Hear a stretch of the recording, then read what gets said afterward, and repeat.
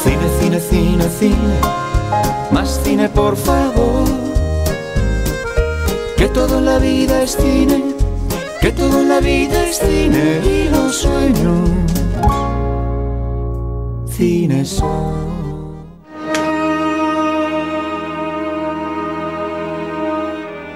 Din que un non volve a ser o mesmo despois de ver as súas películas. Es unha frase tremenda, me deja a mí sin argumentos. É Mario Iglesias, un dos cineastas máis prolíficos e premiados de Galicia. Pertence a un grupo de novos directores e realizadores que están a levar o seu traballo por todo o mundo, pero que aquí apenas teñen repercusión. Mario Iglesias ten unha visión moi particular do mundo que reflicte no seu traballo. Ano tras ano, desde a súa primeira curta en 2002, non deixou de contar historias esgazadoras, hipnotizantes e moi reais. E desde esa primeira incursión, con Corten, non lle pararon de chover recoñecementos. Só en 2006, con Madres, recibiu máis de 20 premios. Coa súa última longametraxe, Relatos, foi o primeiro galego en participar na sección oficial do Festival Internacional de Tokio, o equivalente a Venecia en Asia. A acollida foi, penso que a mellor que tive nunca nun festival con a película miña, pero con diferencia, ademais. Os japoneses son moi emotivos e moi contidos, e a película ten unha emotividade contida que conecta perfectamente ca súa sensibilidade, non?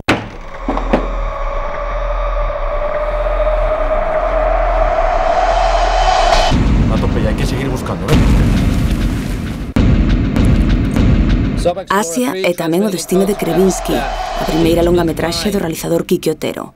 A cinta foi seleccionada para participar no Festival de Busan, en Corea do Sur, o Cannes asiático.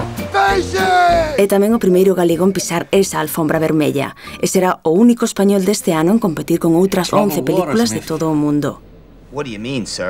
É moi importante para unha película ir a festivales, importante sobre todo como este de Corea, que é a porta de entrada do cine europeo toda en Asia, e que ten asociado Asia en Film Market, que é do máis grande que hai alá. Entón, para nós ten moitísima importancia ir a ese festival. A traxectoria desta película foi particular desde o principio. Trátase dunha historia máxica que encaixaría quizáis nun universo imaginario entre Chaplin e Cunqueiro. Previs que é un conto, porque non ten máis pretensión que esa, non? Contarche unha historia, un contiño. O que pasa que sí que creo que ten o don de que te mete nun universo propio, un universo moi estético, e polas proxeccións que levamos feitas hasta o momento, a xente si está todo o tempo como metida nese conto, con esa sonrisa posta, con algunha carcajada de vez en cando, con esa sonrisa posta de neno que recibe un conto, non? A súa peculiaridade residiu xa no seu inicio na produción. A produción sí que tivo risco porque, bueno, para que ninguén tocara moito o produto, non, a película, e o universo que nós creáramos, pois decidimos producila nós mesmos, non? Xuntámonos a produtora de Miguel de Lira, Chévere, máis a miña Control Z, e desde o principio empezamos a producila entre os dous. Chegou un momento que a produtora tamén de Luís Tosar e de Farruco Castromán, Circocine, se uniu a Miguel e a min, as nosas produtoras, e entón entre os tres pudemos facer forza para sacar este proxecto adiante. A segunda particularidade atopámola nun equipo técnico e artístico íntegramente galego. Foi unha aposta tamén por equipo galego, sí, e para que buscalo fora, ese papanatismo que temos fai moitos anos, de por que buscar fora se o tes aquí.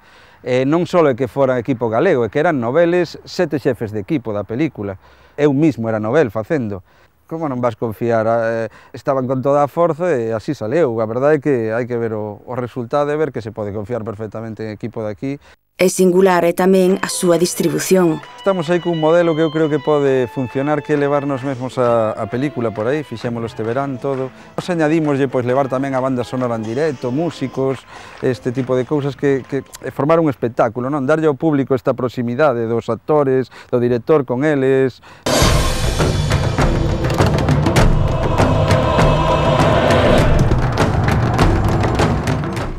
Ao outro lado do globo viaxou Luís Avilés. O Festival Internacional de Montreal, en Canadá, foi o lugar de estrea de Retornos, a súa primeira longametraxe, un thriller ambientado en Galicia, cunha historia universal que a converten en carne de festival. É casualidade, non? Sempre que te vas, la palma alguén. Eu tamén sempre pensei que Retornos é unha peli de festival. É unha peli de festival porque aglutina todas esas características, non? De de peli pequena, de baixo presuposto, feita con moitísimo esforzo, moitísimo traballo, e logo que conta unha historia que eu penso que é unha historia moi potente. Desde o principio a peli estivo nas mans de Vaca Films, produtora de Zelda 211, co que, sen ter asegurado o éxito, o camiño é quizáis máis cómodo. E a súa estrea en salas xa ten data, o 29 de outubro. Me enteré que tuviste algo que ver con a muerte de Lili, te vas a cagar. Retornos é o primeiro proxecto cinematográfico que Vaca Films emprendeu como produtora, é dicir, Zelda 211 chegou despois. Hubo períodos nos que estuvemos a punto de rodarnos antes que Zelda, é dicir, a intención de rodar a película estivo sempre. Cando vimos Zelda 211 no Festival de Ourense, que coñecín a Daniel Monzón ali e lle dixen: estou seguro que a película vai funcionar e vou a chupar roda da tua película todo o que me deixes. Máis de 10 festivais percorreu Alfonso Zarauza con A noite que deixou de chover. É unha película que se chamou de moitos xeitos, pero que eu co que máis me identifico posiblemente que é unha road movie camiñante pola noite compostelá. É unha película que ten un drama con tintes de humor, incluso de humor un pouco negro, pero non deixa de ser un drama. Empezou neste negocio hai 15 anos, cando era moi difícil traballar desde Galicia. En día hai unha industria audiovisual bastante forte, con todas as pegas que pode ter, e eu traballo dende Galicia e dende Madrid por circunstancias miñas propias. Empecé a traballar ali e teño moitos contactos e moitos amigos ali, pero realmente eu vivo en Santiago, traballo dende aquí, penso que hai xente preparada, hai vos actores, vos técnicos, vos directores, incluso vos produtores dende Galicia. A súa estrategia foi distinta. Utilizou as novas tecnoloxías e a estrea foi a primeira en España en ser simultánea en internet e en salas. Eu non sei se o resultado foi de todo positivo, porque, bueno, non foi unha película arrolladora nas salas, ni moito menos, tampouco, por lo tanto, tampouco en internet, aínda que en internet sigue dando constantemente, pues, sigue baixando xente a película, descargándola legalmente, e o futuro e o presente. Eu creo que as posibilidades que temos as películas pequenas de estrear así en internet e en salas, penso que é unha oportunidade que hai que aproveitar. Eles son só 4 exemplos, pero son moitos os cineastas galegos con xenerosas críticas e éxitos internacionais que non teñen aquí ningunha repercusión e que as súas obras non chegan á rúa.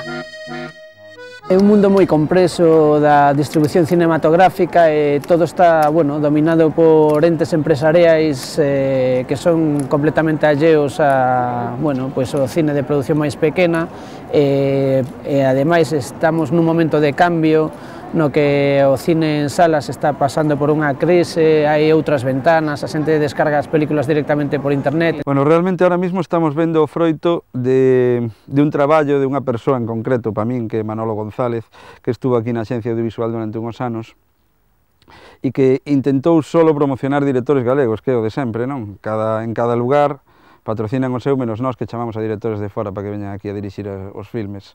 O que creou esta xente foi unha cultura de coñecemento do audiovisual galego, do cine galego, que parecía casi que non existía, resulta que se fai moitísimo. A pesar das dificultades, as engranaxes seguen a funcionar. A máquina non se para.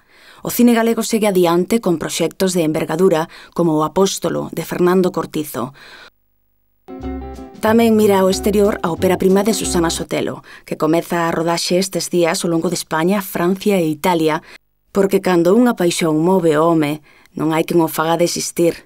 E está claro que o noso cine está en boas e entusiastas mans. Eu son optimista e creo que hai que apostar por este tipo de cine que é moi necesario e moi bonito. Isto é cuestión de encornar, de pechar os ollos e tirar para diante. Se non tes claro que queres facer cine, é mellor que fagas outra cousa. Pois a seguir haciendo cine.